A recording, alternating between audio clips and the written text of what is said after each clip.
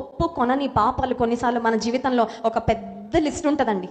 చాలాసార్లు మనం వారు నా విషయంలో తప్పుగా ప్రవర్తించారండి, వీరు నన్ను బాధ పెట్టారండి అని మనం ఎదుటి వారిని పాయింట్అవుట్ చేస్తూ ఉంటాం. వాళ్ళు ఇట్లా చేశారు, వీళ్ళు ఇట్లా చేశారు, వాళ్ళని నేను ఎట్లా క్షమించాలని.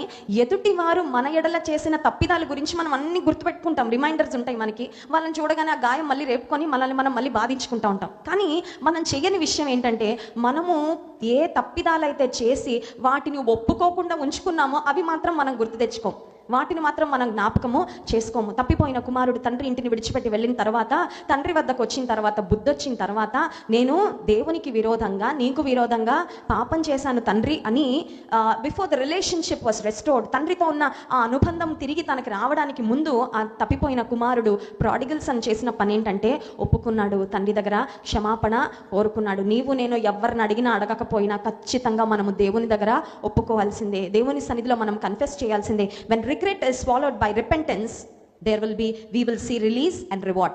విడుదల చూస్తాం. ఎందుకంటే ఒప్పుకోకుండా తప్పులు చేసుకుంటూ వాటిని కప్పుకుంటూ వెళ్ళిపోతా ఉంటే మనం పాపంలో నిర్బంధించుకున్నట్లు, పాపపు సంఖ్యలు మనకు మనమే వేసుకొని దేవుని యొక్క ఆశీర్వాదాలు స్వతంత్రించుకోలేని స్థితిలోకి వెళ్ళిపోతాం. కానీ దేవుని సన్నిధిలో మన పాపం నిమిత్తం పశ్చాత్తాపడి ఒప్పుకున్నప్పుడు గాడ్ రివార్డ్స్ us.